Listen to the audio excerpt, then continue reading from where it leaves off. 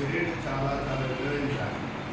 నేను అందుకే ఎక్కువసేపు మాట్లాడి 5 మినిట్స్లోనే నా ఆలోచనలు షేర్ చేసుకున్నాను. ఎందుకంటే నేను 19వ సంవత్సరం నుంచే ఇలాంటి 10th క్లాస్ పిల్లలతో షేర్ చేసుకుంటున్నాను. నేను ఫస్ట్ 19 ఏళ్ళకి టీచర్ అయ్యాను. అప్పుడే 10th క్లాస్ పిల్లలకు మ్యాథ్స్ చెప్పాను. నేను ప్రైమరీ స్కూల్లో ఉన్నా, పక్కన హై స్కూల్ ఉంటే హై స్కూల్ కాబట్టి అక్కడ మ్యాథ్స్ టీచర్ లేకపోతే చెప్పాను. కాబట్టి నాకు ఈ 10th టచ్లో ఉన్నాను. కాబట్టి నాకు ఉండే ఎక్స్పీరియన్స్ బట్టి కొన్ని సూచనలు చేస్తాను. దాన్ని జాగ్రత్తగా వెళ్ళి గుర్తుపెట్టుకోండి. ముఖ్యంగా మీలో ఎక్కువ స్కోర్ అంటే 10 పాయింట్స్ అంటారు కదా, 540 అబౌవ్ స్కోర్ చేసేవాళ్ళు ఏం చేయాలి? ఎటువంటి జాగ్రత్తలు తీసుకోవాలి?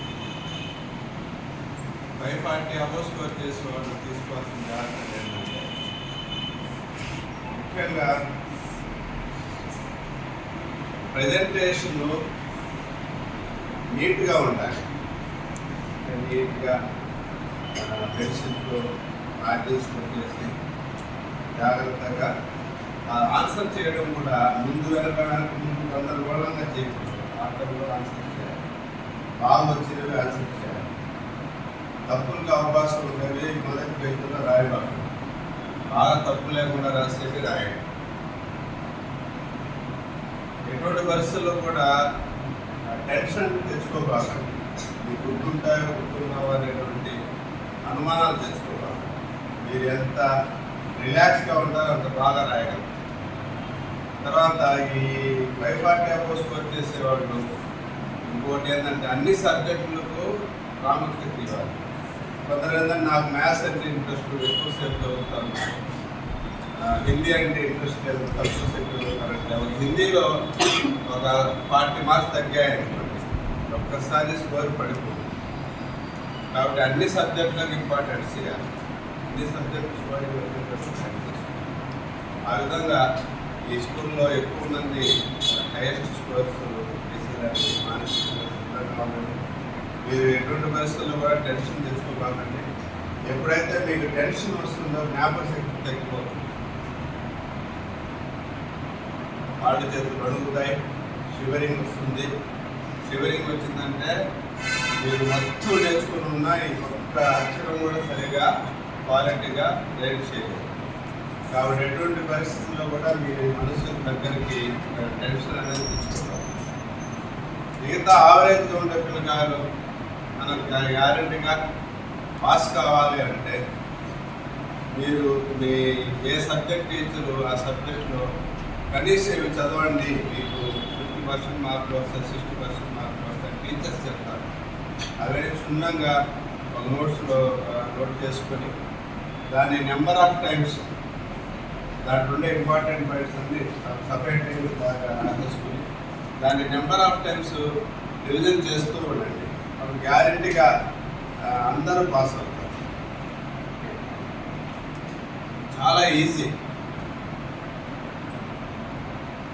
అలా కాకుండా మీకు నచ్చినట్టు చేస్తే పాస్ కావడం కష్టం. లేదు, ఏదో ఒక 3 మోడల్ పేపర్స్ తీసుకోండి,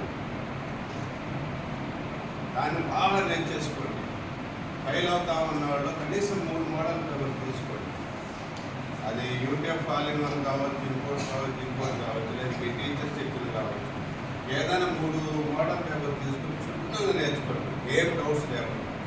ఇప్పుడు గ్యారెంటీగా 50% మార్కులు పాస్ అవుతుంది. ఆ విధంగా కొన్ని టిప్స్ ఫాలో కండి. ఇప్పుడు నేను మ్యాథ్స్ టీచర్ని కాబట్టి చిన్న ఫార్ములా అడుగుతారు, చెప్తారా?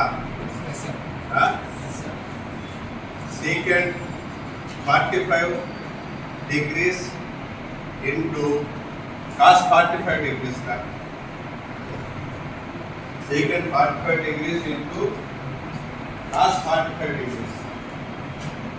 Calculate అవసరం లే, చెప్పమ్మా. Secant 45 degrees. Very good. 1.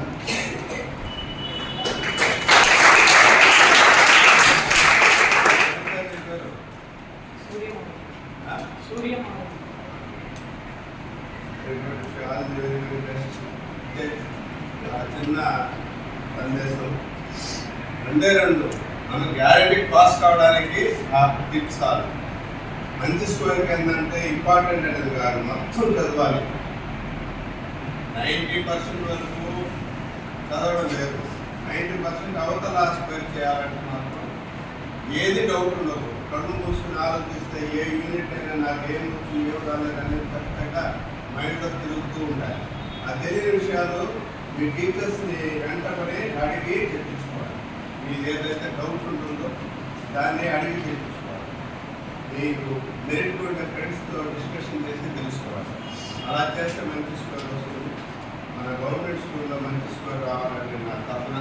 అందరూ ప్రయత్నం చేసి మంచి స్కోర్తో ఎక్కువ మంది పాస్ కావాలి. మేడం చీకటితో వచ్చి ఎప్పుడో వెళ్తున్నారు. నాకు డ్యూటీ టైం 6 hours అయితే 10 hours వర్క్ చేస్తున్నారు. టీచర్స్ అందరూ మీకోసం ఎంతో శ్రమపడుతున్నారు. కాబట్టి దాని తగ్గట్టు మీరు మంచి రిజల్ట్ తేవాలి. వస్తారా? Okay, all the best.